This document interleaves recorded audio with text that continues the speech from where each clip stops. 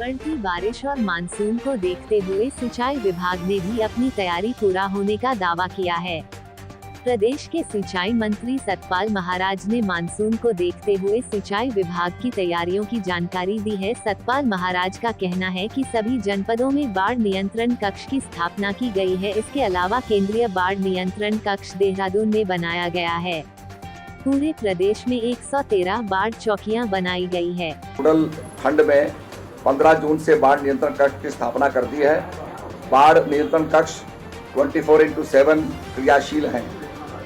प्रत्येक जनपद में नोडल खंड के अधिशासी अभियंता बाढ़ नियंत्रण प्रभारी हैं और उनके द्वारा बाढ़ नियंत्रण कक्ष के अधिकारी कर्मचारियों को ड्यूटी पर लगा दिया गया है। इसके साथ साथ हमने केंद्रीय बाढ़ नियंत्रण कक्ष स्थापित किया है देहरादून में, जिसका नंबर है 9027022700। इसके अलावा दोनों मंडलों में हमने बाढ़ नियंत्रण कक्ष बनाए हैं। व्हाट्सएप ग्रुप की भी हमने स्थापना की है, जिससे कि हमारे जो नियंत्रण प्रभारी हैं, अधिशासी अभियंता हैं और सिंचाई अधिकारी हैं, वो आपस में सूचना का आदान प्रदान कर सकें। राज्य के जनपद नैनीताल में 17 संख्या, उधम सिंह नगर में 32 संख्या, चंपावत में 5, हरिद्वार में 12, टेहरी में 7, देहरादून में 11, कुल 84 संख्या बाढ़ चौकियां जो हमने स्थापित की हैं और सभी जनपदों को मिलाकर 113 बाढ़ चौकियां 15 जून से पूर्व स्थापित कर ली गई हैं। हमने इस समय जो विशेष कार्य किया है उसमें हमने ये भी लिखा है सारे जिलाधिकारियों को कि जहां पर नदियों में ऐसे स्थान जहां पर मलबा इकट्ठा हो जाता है और आरबीएम जिसको सिल्ट, पत्थर, पेबल्स इकट्ठे हो जाते हैं और उसके कारण नदी का प्रवाह दाईं और बाईं तरफ हो जाता है शुरू, और वो कटाव करने लगता है। हमारी जो खेती की जो भूमि है, गांव की जो भूमि है, वो कटने लग जाती है।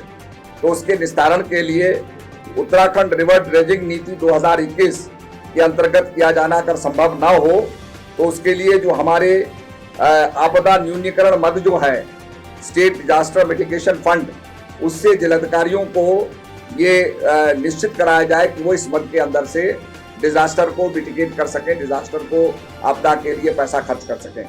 तो इससे क्या होगा कि अगर हम चैनलाइजेशन करेंगे, ड्रेजिंग करेंगे, तो ये जो नदी का प्रवाह जो हमारी काश्तकारों की जमीन को काटता है, ये संभव नहीं होगा और हमारी जो नदी सुचारू रूप से चलेगी और कटाव जो भूमि का कटाव है बंद हो जाएगा। उत्तराखंड सिंचाई विभाग के विभागाध्यक्ष का कहना है कि सभी जनपदों में बाढ़ चौकियों का काम पूरा हो चुका है। पूरे प्रदेश में 113 बाढ़ चौकियां बनाई गई है। किसी भी नदी के जलस्तर बढ़ने पर तमाम बाढ़ चौकियों पर तैनात कर्मचारी प्रशासन को सतर्क करेंगे। निचले स्थानों पर अगर पानी बढ़ता है तो समय पर सूचना से त्वरित बचाव राहत के कार्य किए जा सकते हैं।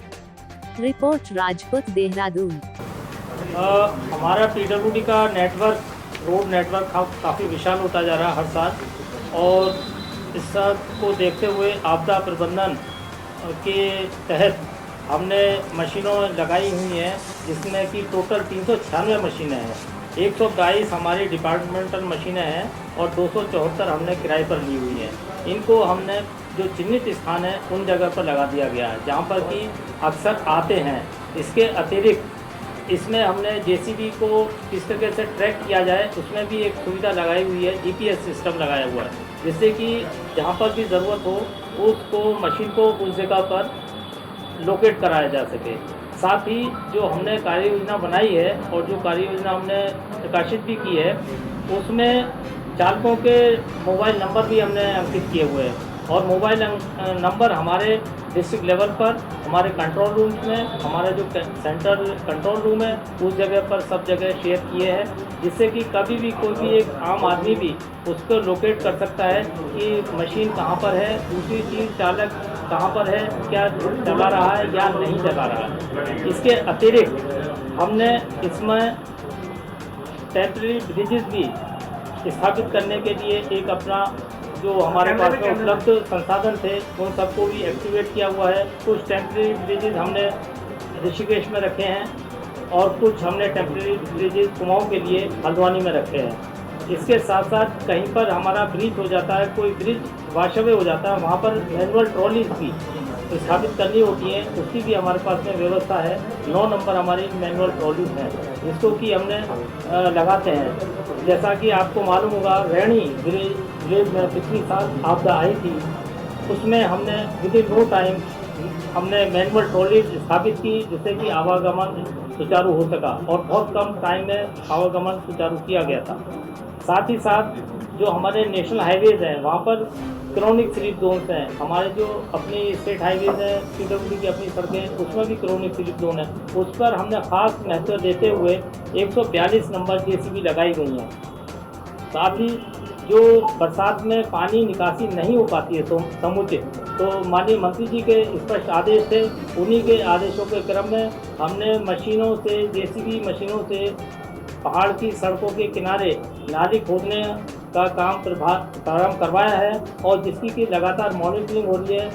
यही नहीं कि हमने उनको निर्देश दिए, उनसे हम सर्टिफिकेट भी मंगा रहे हैं एग्जीक्यूटिव इंजीनियर से कि आपके द्वारा नाली निर्माण, नाली खोदने का कार्य कितना किया गया, आप अपना सर्टिफिकेट दें। इसके अतिरिक्त हमारे जो स्टाफ है, जिसमें कि असिस्टेंट इंजीनियर, जूनियर इंजीनियर और एग्जीक्यूटिव इंजीनियर, इनको हमने ये निर्देश दिए कि आप केवल आकस्मिकता और बहुत ही अपरिहार्य स्थिति में ही आप छुट्टी पर जाएंगे और छुट्टी की भी जो परमिशन है, नेक्स्ट जो स्वीकृत अधिकारी है उसका नेक्स्ट अधिकारी, उससे आप परमिशन लेने के बाद ही आप छुट्टी पर जाएंगे।